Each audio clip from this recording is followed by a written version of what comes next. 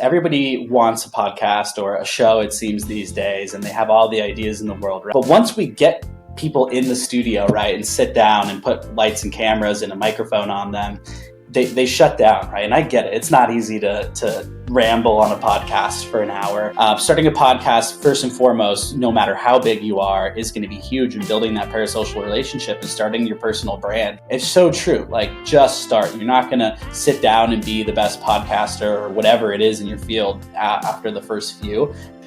A podcast can easily be a different word for sales pitch. Like, some people think they need to do it.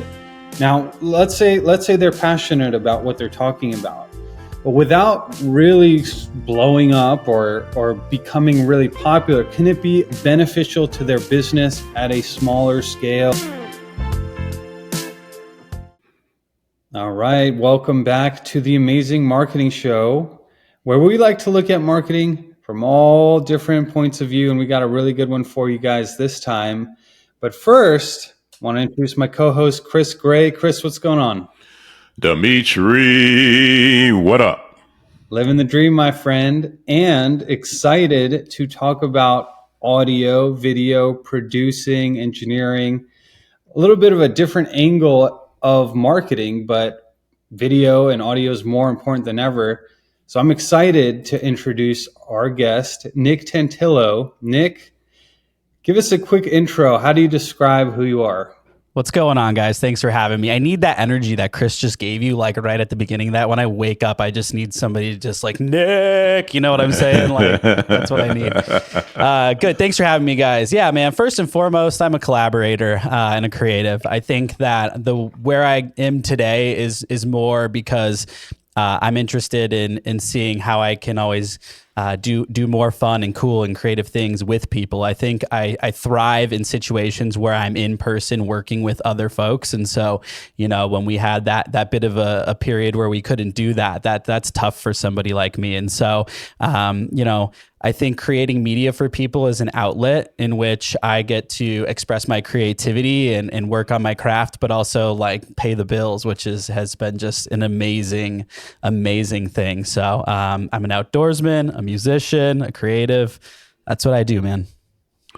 Nick, you're behind the camera, setting things up, making things happen. So a question for you is, when it comes to creating media for those in front of the camera, what do people like that who are creating media, what is something that they typically get wrong? Yeah, well, I don't know if I'm going to answer your question specifically, but I'll tell you something that I think really helps. Everybody wants a podcast or a show, it seems, these days, and they have all the ideas in the world, right? And I think what I like to do is help throw things at the wall and teach people what might stick and what might not. But once we get people in the studio, right, and sit down and put lights and cameras and a microphone on them, they shut down, right? And I get it. It's not easy to ramble on a podcast for an hour. But what I always tell people is, like, this is who you are. You know, people will hear themselves on the headphones for the first time or see themselves on a YouTube screen, and they immediately shudder and like step away, and they play small at that moment. And I think I always tell people, like, this is what you sound like. Like, I hate what I sound like when I hear myself on recordings too, but unfortunately that's what my wife has to listen to all the time. You know, this is who we are. And I want people to step into that and believe in who they are and the way they look and the way they feel. Sure, we might not feel, maybe one day we feel a little overweight or whatever, got a little double chin going on. I get it. That happens. But I think, like, the one thing people get wrong, to answer your question more directly, Chris, is that they underestimate, the beauty in themselves and like what they are actually bringing to the table. They get too caught up in comparing themselves to Joe Rogan or Diary of a CEO, and they want to be that. And it's like, you can be your own version of that, but it doesn't start at the top. Really quick, I'll get right into it. And so I'm out there creating shorts and doing media, and I'll watch my own shorts, or I'll watch my own media, or listen to myself on this podcast. And you're correct. I don't like the way I sound. I look at my shorts and I'm like, man, this is Chris. Yeah, this guy's got like the best voice in the world of all time. And you've got everyone that just heard that, if Chris is feeling it, so just the way you're feeling about it, don't feel that way, because Hey, Chris, If you think you sound bad, we have a serious problem because you sound great. Exactly. So if you're bad, then I don't know what we are. I appreciate that and I accept that. Thank you guys. And but when I watch myself do a short, I'm like, dude, you are like, I feel like I'm flat and I'm boring. But it's not in me to be like big motions and stuff like that. So how do you, I guess my question, if it's a question at all, is how do you be yourself, but a little more on camera so that you're a little more engaging? Man, I love that. And I think I'm going to take this back to like the audiobook world. I think a lot of times you're going to ask me a question, and because I do so many different things, I may take it in a different way that you're expecting. Yeah, let's do it. But I'm going to bring this into the audiobook world. I get people, we produce a ton of audiobooks. It's a great thing for us. What I love about an audiobook versus a podcast is that an audiobook is very like black and white in the way that there's a script. I know what the PDF says. I know how many words are in an audiobook, so I can more accurately guess how long it might take for us to record, to edit, etc. With the podcast, there's so much like gray space, like that you don't know like how long it might go, if we might go off track, if somebody might not be able to know what to say. So with that audiobook, what's really hard though is because you're just reading, people get into this thing of just reading. They sound very monotonous and are just reading. So Chris, I always tell them like, hey, embarrass yourself a little bit for me. Like, if it might sound funny to talk like this or like over inflect things, but that like embarrassment, or what I call like sort of embarrassing yourself in front of me, a lot of times will elicit like just a normal entertaining response from people. So like if I say embarrass yourself, you might go from monotone to what is now just normal explainer. Maybe I'll take it over the top and go like this or something. But the point being, I think just like really thinking about like, how can I use my inflection? How can I go up instead of going down? Or like, if I'm going to end something, go here. Like just really thinking about animating your words and kind of embarrassing yourself, going a little over the top. I think that really helps for when you're on camera or behind a mic. Chris, maybe we can start working that in a little bit into even this show. So let's do a little bit of crazy stuff. That's right, Dimitri. Yeah, I expect like a full like fiction narrative next episode. Well, as you were answering that question, I was thinking about what Chris said, and then I just picture him doing jazz hands or something. That's definitely not Chris. That's awesome. Well, before you move on, I do just also want to say, Chris, like getting in front of the camera and doing snippets is so difficult, man. Like I can talk forever about audio, video, creativity, like whatever it is, but it's so weird. Like I sit down and I put the camera on me and I'm like, I'm going to make some caption snippets for an hour. And I just break. Like even if I have like bullet points in front of me, I just like break. Whereas if I come on here in a long format, it's so much easier for me to just have a conversation and just riff about like whatever with you guys. So I don't know, Chris, I think just like when you sit down, you could be the most expert in the world about what you're talking about. And it's just hard to sit in a camera and get it going. So a big part of our audience are entrepreneurs, small business owners, and successful people that are working W-2 jobs and all this. They do listen to the biggest podcasts, and so they're always comparing with that. But a lot of them want to get into this space. They're afraid to do it. Is it worth it? Should I do the podcast? Should I do the audiobook? Should I do some kind of video production, commercial, whatever? Can you tell us why it might make sense, even if they don't become the next biggest star? Yeah. What I like to ask people, is this a big business card for you, right? Like, especially with an audiobook, a lot of times it ends up just being a fancy business card. For others, it's a passion, like it's actually their life's work.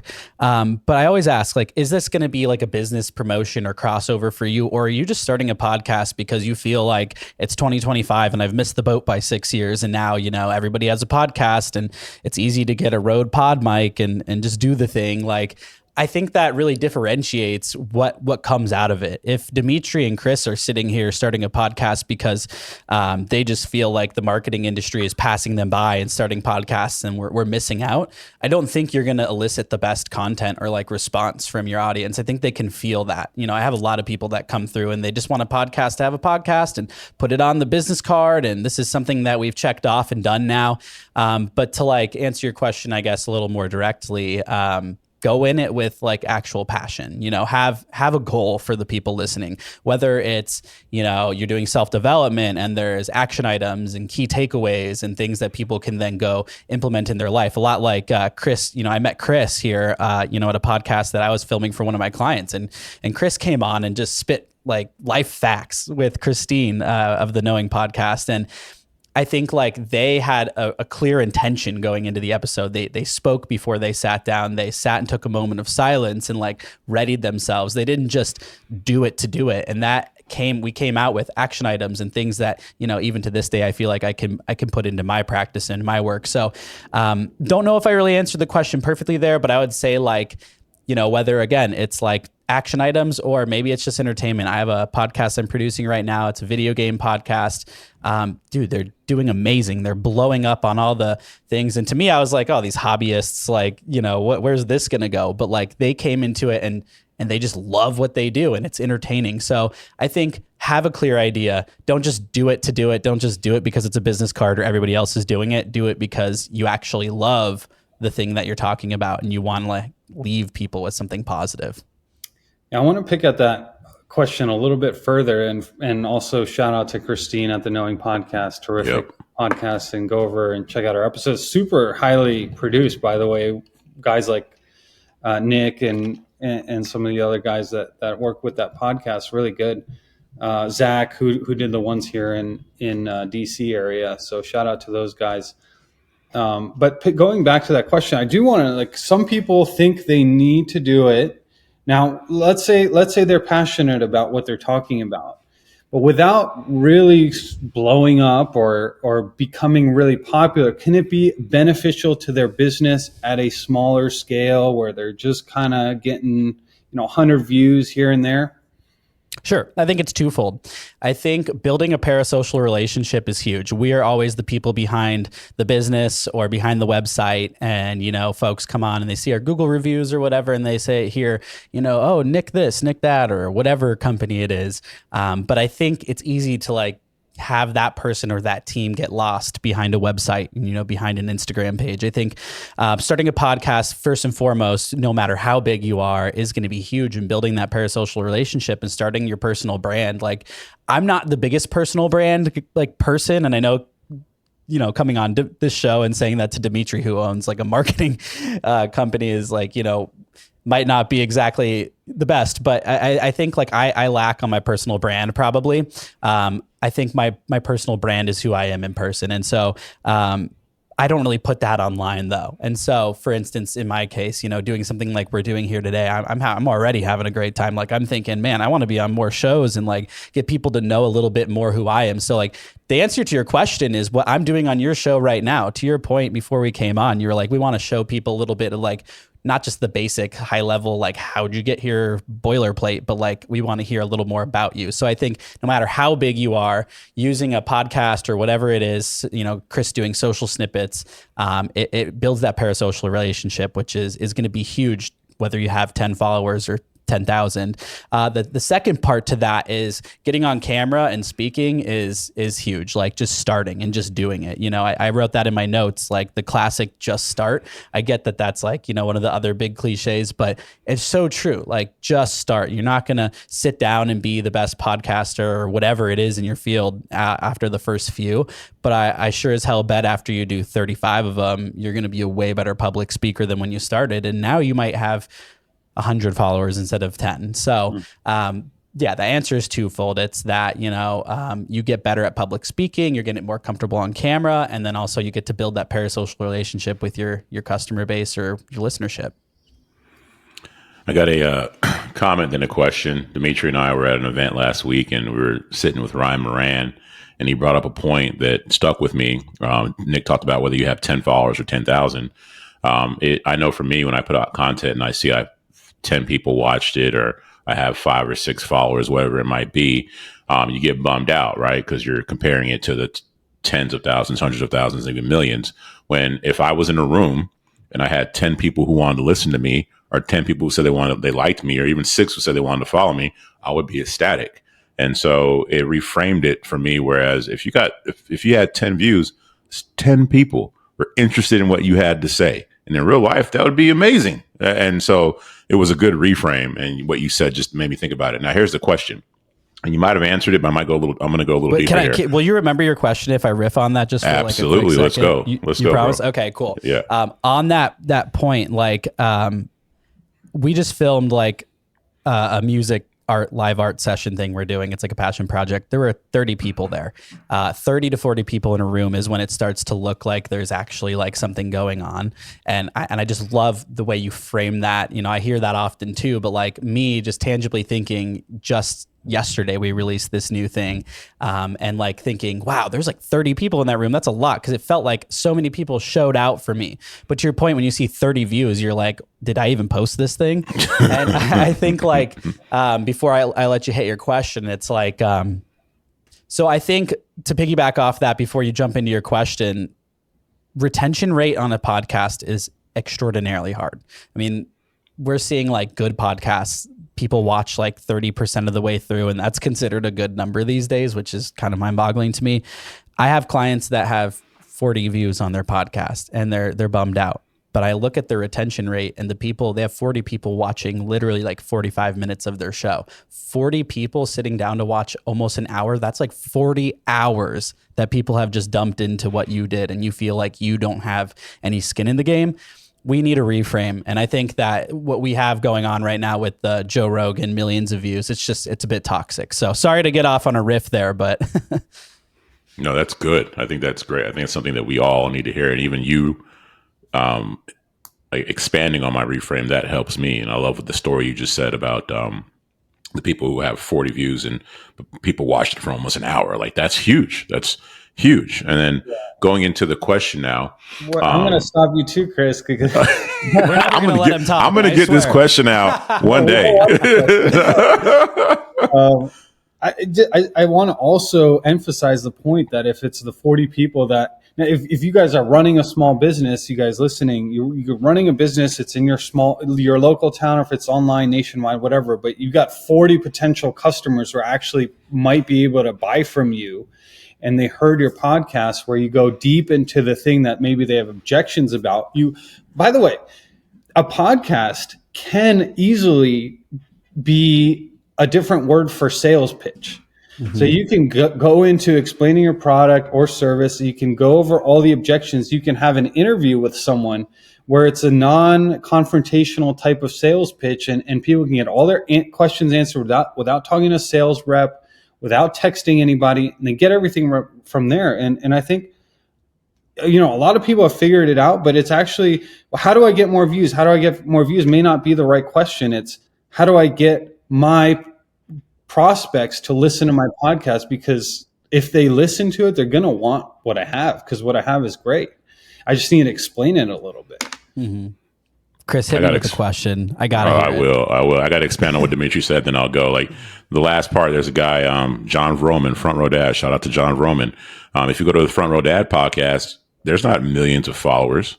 There's not. He's got maybe thousands or hundreds. I don't know. It's not huge at all. John Vroman leads a big community. And to Dimitri's point, the thousands that are following him those are dads who are trying to be better fathers and husbands, right? And so that's exactly what he wants. So if you have the exact person, who cares? You don't need a whole bunch, right? You just need 1,000 true fans. And so anyways, I think I'll get this question out now. I can't wait. I'm literally waiting for the interruption. No. Okay. All right. So here's the question, Nick. We don't need any like particular names, but I want you to think of one of your best audio recordings you did, or podcast, one of the best ones you've ever done, whoever that person was. Mm-hmm. Then I also want you to think of one of the worst, right? No names, but what made the best, what made the worst, the worst? Man, I wouldn't mind sharing some names for the best. I think I might get a little trouble if I share for the worst. I'll try to do apples to apples because I think some of my best experiences have been recording audiobooks. I come from a music background. I've recorded full albums that are on Spotify that sound amazing that I'm super proud of. We've, recorded, we're talking like 70 tracks in one song stacked, all the so I think some of my most proud moments as far as really intricate audio work would be some of that music stuff, but I don't really do it professionally as much as I do, some of this other stuff. So I'll kind of leave that aside for now. But in the audiobook world, man, I had the incredible pleasure of recording Jane Goodall's audiobook. Jane is one of the most world-renowned researchers, scientists of all time. She was the lady that lived with the monkeys. She was in here at 3 years ago at 90 something years old. And, the way that she approached life and the human connection, it was something I've never seen in an audiobook or media session. She spent time to look into my eyes and feel my being. It was crazy. So, from working with her to just did Rob Schneider's audiobook, some of these higher performing people, they just come in and like Rob Schneider, love him or hate him online, but he's a professional, man. I don't have to tell him anything. He just goes into acting mode. And it was I had the chills just sitting there being wow, this person's amazing at their craft. And so I'm kind of tangenting a little bit, but it's when somebody's really good at what they do all the work for me. I set up the microphone and I set up the lights and the cameras, and I'm really proud of that. But when it's going well, they're doing a lot for me. On the flip side, I have a ton of people, and kind of to Dimitri's question earlier, we're why should you start a podcast? Why might it be good? Why might it not? I mean, I have so many people that come to me and they want to start a podcast, and I hop on a discovery call with them and I get them in the studio or whatever.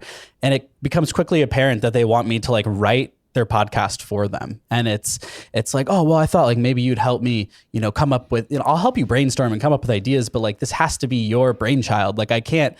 You can't just say marketing and I chat GPT the whole thing for you. I'm not, that's not what I do. So I think some of my worst experiences are when people come in and think they're paying me to just basically create something for them where it doesn't take them any thought, any effort, anything. They just want to have this magic one fix pill where it's oh, I'm a professional looking media person now. And so I think those folks also come with a bit of an ego. And I've found that I could block most of that out by charging a lot more. The past 7 years, I've the past half of my career, I've been doing this for about 12, 13 years. The past 7, I've sort of raised prices to the point where we've weeded out anybody that's not worth it. But you do get those people that will come through and just be crappy about what they're doing, and it's tangible and the feel is off, and it's not fun, man. So I think just two different ends of the spectrum. One where somebody's prepared, they love what they do, this is what they do, they're a professional, and then the other end where it's hey, I just thought you were going to do this for me. What the hell? I see that with marketing clients. Some of the best clients, they have their stuff together. They know their business. They're into it. They're passionate about it. We just they got a fire going. Then I'm the gasoline. That's it. Yeah, exactly. Exactly. Oh my God, Chris. Yeah. Yes. Yeah. So then you have other clients. They're just like you're talking about, where they're and Dimitri's more patient than I am. Dimitri has a marketing company, but he's also a business consultant. He'll teach people how to run their business. I'm I don't have time for that shit. You need to have it together. I'm not here to build this business for you so you can pay me this small percentage and you make millions. I'm here 100 to put the gasoline on the fire. Bro, heard. I love that. All right. Well, one of our favorite segments is, of course, the man in the arena. And briefly, it's not the critic who counts, not the man who points out how strong man stumbles, ... But it is the man who is in there in the arena, blood, sweat, and tears, fighting, which means that there's going to be ups and downs. And we're super happy for you, Nick, that the business is successful right now. You're able to raise your prices. You're getting some really big names in there recording. And I'm sure you're just scratching the surface in terms of, all the different projects that you're proud of. But tell us a little bit of something that got you a little beat up, got you punched in the face and you had to overcome. Yeah, I appreciate the question and the kind words. I'll just do something that's recent to me. Again, over the past 13 years, I think there's been a lot of those moments. Man, I'm so lucky. I got hired. I'm 29 now, but I got hired when I was still in high school, actually in like 2013, to work for a startup company doing audio. I've been doing audio since I was in like middle school, and it just so happened to work out that I got hired at a very young age, and so I was doing very cool, legit startup work when like at the same time the sort of the Silicon Valley stuff was going on. Man, like I was thrust into it at a very young age. Man, I would come to these like stand-up meetings wearing pajamas, because when you're in high school, you think it's just cool to be a senior walking around in your pajamas or whatever. 12 years later today, I'm like, God, that's cringy. But the point being, I was thrust in very early. I've never had a corporate job. I've always been at like a startup culture. I've always been like, the homie type situation my whole life. I've been very blessed. So a little preface to where I'm going with this, but like I've been doing this for a long time. I've been kicked, I've learned, I've done it all. But recently, I just had a Q1 that is one to remember or forget. I overbook myself, first of all. And, I do a really, really good job of not overbooking myself typically. I have a small team, there's 4 of us now. But at the time, going to Q1, I had 2 people drop off, and it was just the 2 of us, my production coordinator and I. And I just thought I could, my wife and I were buying a house. I thought, hey, I could use a little extra money. Why don't I just kind of do some of this editing myself? And you find yourself kind of falling backwards into like working, it's the cliche, I know, but working, in your business and not on your business. And it's like, I had taken all these steps forward, and I had a team rocking and rolling. I was like, I had shows that I wasn't even touching other than the review, and like things were going great. And so falling back from that for, 6, 7, 8 months, it was fine until it wasn't. And so in Q1, we just got hit with so many amazing projects, like stuff we couldn't turn down, really high level, good work. And unfortunately, about 2 months into that situation, I just had so much going on. We produced like 22 podcasts for our clients. And at the time we were doing 5 audiobooks at one time. I can't do that all alone. And so, man, the man in the arena, I had nights legitimately, I thought I had this figured out 13 years later. I had nights legitimately where I'm not afraid to admit I was crying. Like a month and a half ago, I had a night where I just started crying, man. And I had a moment where I was like, should I just go get should I go get a fucking like normal job? Like, should I just go work for the Diamondbacks and like be on their media team or something? Like, should I just throw away the past 12 years so I can just, because you can't turn it off, man. Like, especially if you're short staffed and all that, it's like, you can't turn it off. It's not like I leave Jimmy John's and I go home and I'm just done working now. And so, man, I had those moments of like, I need to bring people on because my reputation's at stake and these projects are too big. So I was hiring and onboarding 2 people, audiobook editor and a video editor, along with a new project coordinator, along with being the busiest I've ever been in my life. And just sitting there at 3 a.m. one night, I was like, what the hell am I doing? Like crying, like I can't believe I'm crying right now. It was just so defeating, man. And here we are a month later, and like literally I can't even believe like we got through the onboarding. My video editor's ripping it. I'm getting off at like 6. I'm working on passion projects. Like I'm not freaking out. I'm not sitting on this podcast, like looking over my shoulder at like a deadline right now. I think that we all have those moments, and it's easy to like be like Gary V. Oh, like don't fucking cry. Like, just bootstrap it and get going. It's like, no, bro, sometimes you need to break down and cry and be like, damn, like I need to figure this out. Like that moment sitting in my new house, new office, like that moment was huge. I was like, bro, like I took too many steps back. Like I got to get the team together. We got to keep moving. And if I don't, like, I know this is a long-winded answer, but I'm going to finish it here. Piggybacking, something I wanted to kind of bring up is like, and I was talking to Dimitri pre-show, I'm the kind of person that like, I feel like if I didn't do something I felt like I could have done, that's going to kill me for like the next 3, 4, 5, 6 years. Like if I sit here and I go work for the Diamondbacks and have decide not to keep running the business, I know 5 years later, I'm like, damn, like I had it in my palm. Like I had the opportunity to like do something that everybody wants to do. And I just like threw it away because I got overwhelmed. And so I think like, I feel like I would be missing out if I didn't give the business or whatever it is. I feel like I'd be legitimately missing out if I didn't give it the honest run it deserves. So in that moment, I just like said, screw it. And I woke up the next day and I like started hiring people and like putting shit back together. And here we are 2 months later, and it's great. So there's something that can be so therapeutic about a good cry. Right? Yeah, man. Yes.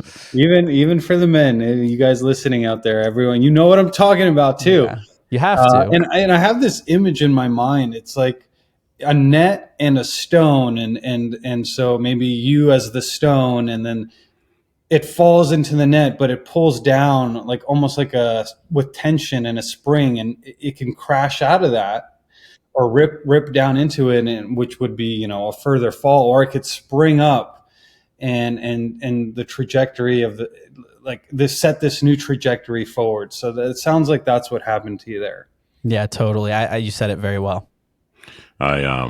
Nick, I know men who are 70 some years old who haven't figured out what you figured out, which is like Dimitri mentioned, just cry.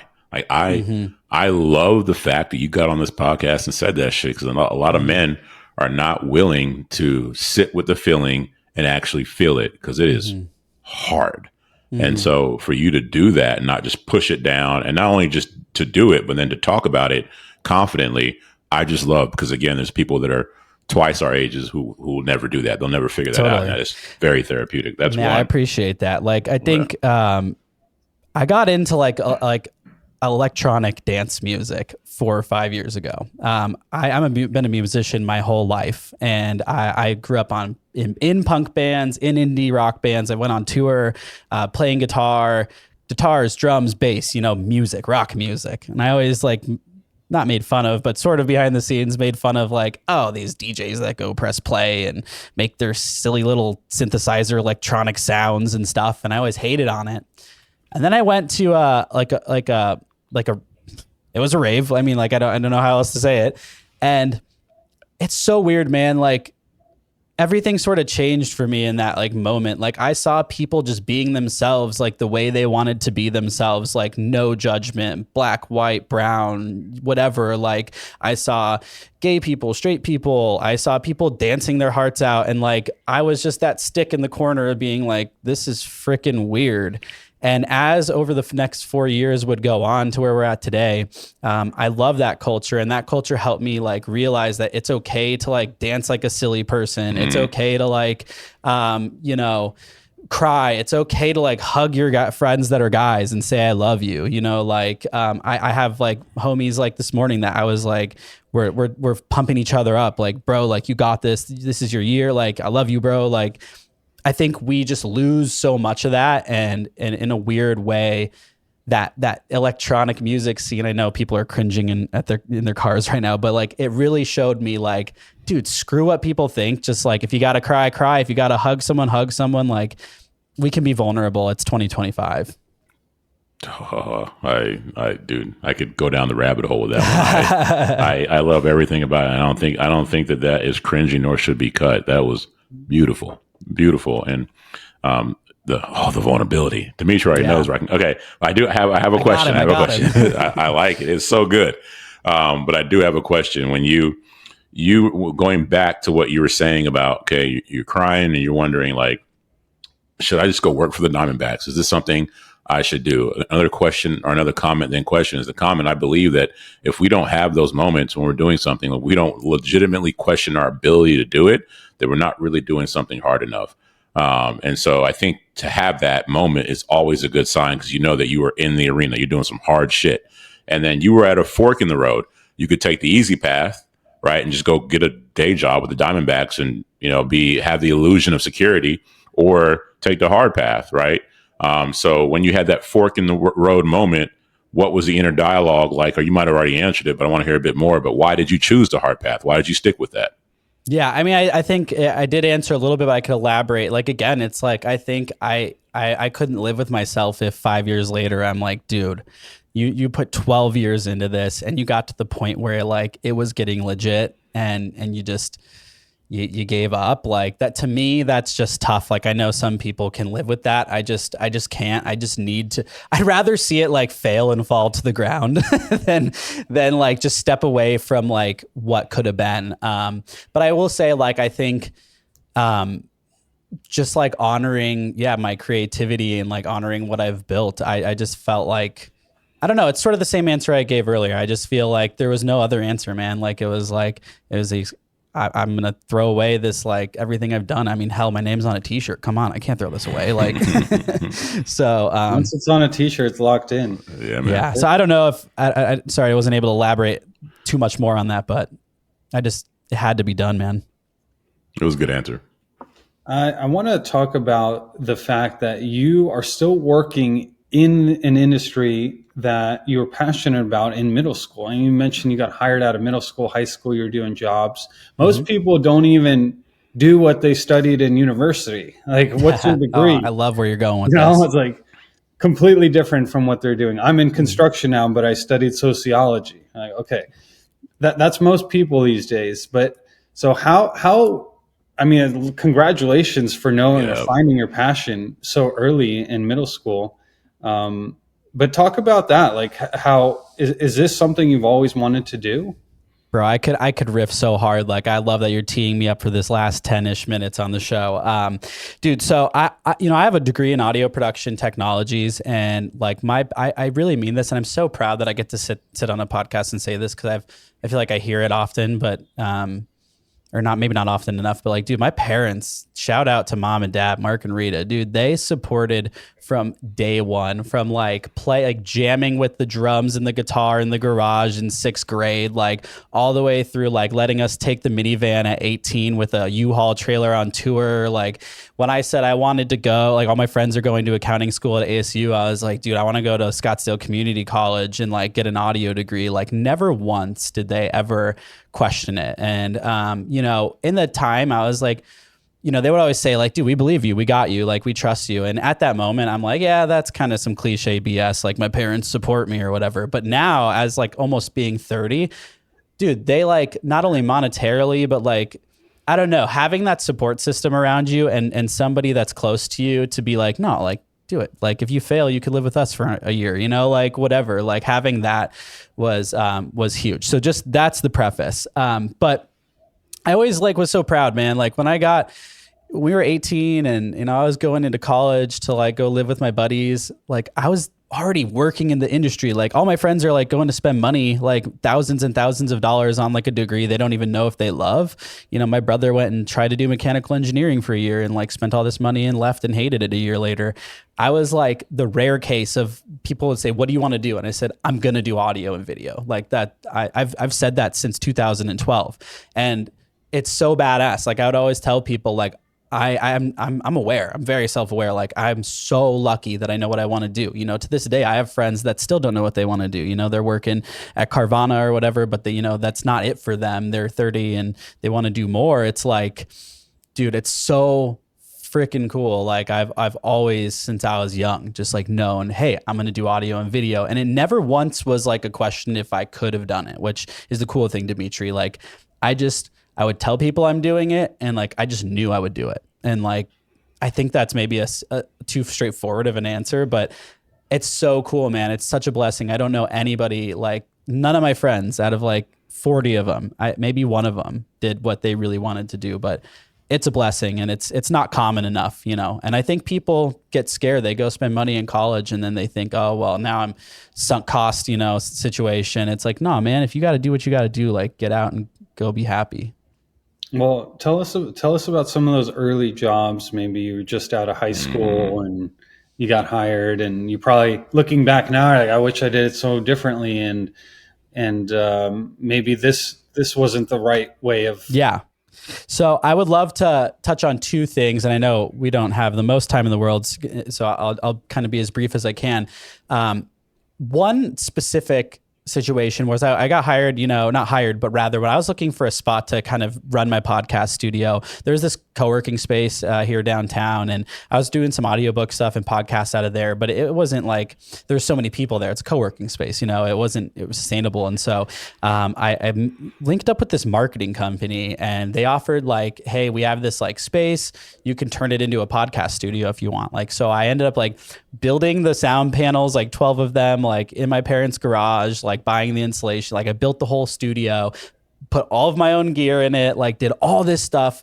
And he gave me keys, and he's like, yeah, you come whenever you want or whatever. He's like, but I'm taking 65% of like everything. And I was like, at the time I was, still in basically like community college. I was like, dude, I have like keys to a studio. Like I get to do what I want. Like, this is amazing. Well, it was like less than a year in that I realized that like, dude, it was my clients. I was drumming up the business. I was running a couple ads. I was the one doing the recording, editing, mixing, mastering, delivering, like my referrals. Everything was mine except for the keys to the door.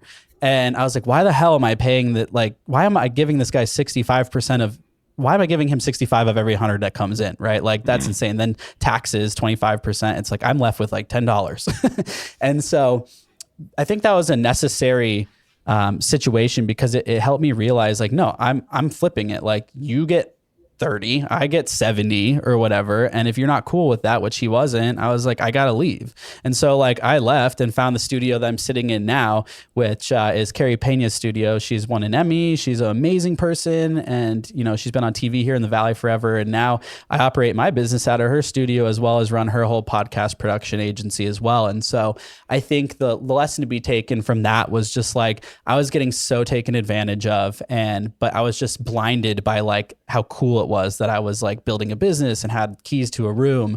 I think there's a lot of young people and not young, I mean, just early into like their career passion, and they're getting taken advantage of, and they're not realizing it, and they need to give themselves more credit. So that's the first piece to that. That was a long piece. The second piece, if you don't mind, so another thing that like shaped who I was, especially as a video producer, I got hired by Sony to do a live podcast at Danica Patrick's house with Alanis Morissette and Danica Patrick and Lindsay Zarniak, who was like a NFL sideline reporter. This is very young into Tantillo Productions, and I had some really good Google reviews. And so I showed up to what turned out, and I didn't realize, now I have like everything I would need, but I showed up to like a full-fledged Sony shoot at Danica Patrick's mansion with Alanis Morissette and like insanely famous people. Bro, I rolled in. I didn't have like road cases. Like I have super nice cases for all my stuff. I have like high-end lights, cameras, gear. Dude, this was like, I didn't know what the hell was going on. I was good at audio, and that was about it. I rolled in literally with like, my mom had like a suitcase that, still had the pink ribbon tied onto it so that you can find yours at the airport. Like I had like a busted like backpack from like with my high school name on. Like I just rolled in with like such a ragtag, like no rhyme or reason. I looked like a total nightmare. I exploded like an immense amount of gear all over Danica Patrick's front room. Like I'll never forget how funny that is. And like I brought a gimbal, which is like a piece of film equipment that I said I knew how to use. Never used it before, failed, couldn't use it. I had a producer screaming in my ear telling me I suck. And in that moment, I just had to be like, shit, man, like we're here. Like it's messy. It is what it is. But like, I got to get the shot. So I just like zoned in and got the shot. And what I learned from that, and my big takeaway was like, you don't know what you're ready for until you do it. And like now I show up to gigs with Sony and stuff, and I look like a badass. Like I got all my stuff. I know exactly what I need to do. I have my team member with me. Like I'm ripping it. But that doesn't just come without failing first. I needed to go be embarrassed in front of really famous people in order for me to realize like, oh shit, like this is what needs to be in the future if I'm going to be successful. So that's just I know it's a long story, but I love telling that story because Danica Patrick was looking at me like, what? She was telling me how to do my job. Like that's how bad it was. It could be a service, is come embarrass yourself in front of famous people. Dude, yes. Dimitri, I have one more question. Yeah. I know we're running out of time, but I have to ask. So Nick, and feel free to answer it. Don't feel too rushed. But you have somebody right now listening to this or watching this, and they're like, hey, I can't afford a production crew. I have, a FaceTime camera. I have AirPods. I don't have the full production. I stand no chance at recording anything or putting anything on YouTube because I just don't have the equipment. I don't have the crew. What do you tell that person, or what advice do you give that person in regard to creating content that people will like, despite their ability to have access to resources? I mean, I think we should turn the tables and just ask you two sitting right here. I mean, you guys are creating a professional looking show that is ideally, or I imagine from your house or your office. Like, I get this question all the time and people think, oh, I can only work with Nick if I'm in studio here with all the fancy lights and equipment. And it's like, no, I do remote consultations. Right now we're setting up a 3-person podcast with each host is in a different state, and we're getting them set up with, just a Logitech 1080p webcam and some lighting and a nice $100 mic, like the exact one I'm speaking into right now. And you'd be super amazed what you can do with just a Logitech webcam and some nice lighting. Like you can make it look amazing and have pretty low buy-in. And I think with just an hour or two of YouTube University, or, I have some courses and things like that in the works, like whoever you can find to help you, it's achievable within a couple hours and not like $1,000. You can do it. You could do it easier than that. So I think kind of what we said earlier, just the cliche of just start, like get the camera, get the webcam, get $100 mic, spend $300, sit down and just start doing it. Cause you're never going to know until Dimitri sits down and sees what he looks like on camera with his lighting. He's never going to know. So I think people just get too scared, Chris. They think oh, it has to be this high end pro situation. It's no, man, you can make really cool looking stuff with a webcam and a ring light, So I think just don't be intimidated. Just do it, start somewhere. Yeah, and I can share at least for what Chris and I are doing. I mean, this is a year into it, and I think we're getting better at it. But it actually, when you're first starting, it doesn't matter what equipment you're going to use because no one's going to watch it anyway. Yeah, you might as well. You're saying what I don't want to say. You might as well start with the crappy equipment. If we're talking about modern day iPhones, better than what good was out there 5 years ago, the top high end cameras anyway. So you're pretty good there. I will note that lighting is the biggest, as far as what I've learned. Number one, man. And lighting is everything. I could make a webcam from 2008 look good with good lighting. It's really all it is. Yeah. So invest into the lighting. I will say this. Approachable right now is big. So I'll sit down in this exact set that I've created right now for people and throw some lights and different things behind them. And they ultimately say, no, man, it's too produced. TikTok doesn't like this overproduced thing right now. The TikToks that are going off is just dude sitting in front of his phone on cinematic mode, just riffing. People want approachable right now. They don't need this. This is overkill right now for some reason. And for me, it's hard to understand that because I'm I love this. This is cool to me. But my wife is dude, that's not the reason it's not hitting is because it's too produced. It looks like you're trying too hard. So I just want to say last thing, because I'd be remiss if I didn't mention this. That startup I got hired at, Picmonic, out of high school, really changed my life. I met my wife there actually, which is fun, but that's totally beside the point. The culture there is something that is irreplicatable. And I have been trying to capture that culture in different companies I work with and for the past 10 years. And what I'm finding is I literally can't do it. It was classic startup culture. I mean, we had a keg at the office, which probably shouldn't have been there. We had, a garage with ping pong tables. And it was your classic kind of cringy Silicon Valley situation. But what I will say, and a lot of people were, I hope they're not listening, but underpaid. And we kind of it was more sweat equity and penny stocks that they'd give us for bonuses. And in the moment, you're this is kind of weird. Looking back on it, I would give anything to have a culture like that. All 25 of us were family members. Legitimately to this day, I go to all their weddings. Still, we meet up, we go, to events together. The family feel that we created there is, I have the chills right now. Legitimately, I can't even put it into words what the company culture was at Picmonic, like the love and the fun and like the Fridays and like even when you're working and you're in the slog, it was like, dude, I'm striving for that and I just can't like find it. And I guess I want to ask you two, like, it seems that when you find a culture and you capture that lightning in a bottle, it's almost irreplicatable. Like you can't just like then take it to Tantillo Productions and be like, oh, I was in that, so I can build that here. It's just like a special mix of the people and the time and just everything happening. It's like one magic potion. Do you guys feel at all that like it's hard to replicate like a special culture at all? I am going to agree, and I'll try to be really quick with this. This Saturday, I'm going to go to a former somebody I worked with. I used to manage a team of sales reps when I was in corporate America, and that was my team. As far as corporate goes, that was like a thing. That was a culture, and it to your point, like this Saturday, I'm going to go to her house, and our old teammates are going to go show up, and we're going to hang out. It's hard to find that. It's hard to replicate that. And I think another example, then I'll pass it to Dimitri, is like when somebody makes a really good album or something like that. Like there was a special mix of this, that, and the other that was going on that produced that album. And it's hard to replicate that album. There was something special happening. And so I agree. Dimitri. I think that's a perfect metaphor, Chris, about the album. It's that will never get created ever again.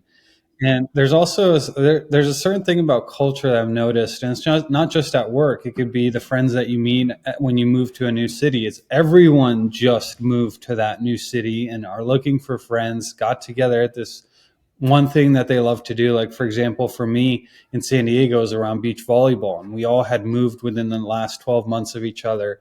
We all like beach volleyball. And for us, I don't think that 3-year period will ever get recreated. Now, for other people, it can be. It also depends on what part of life you're in your early 20s or mid 20s.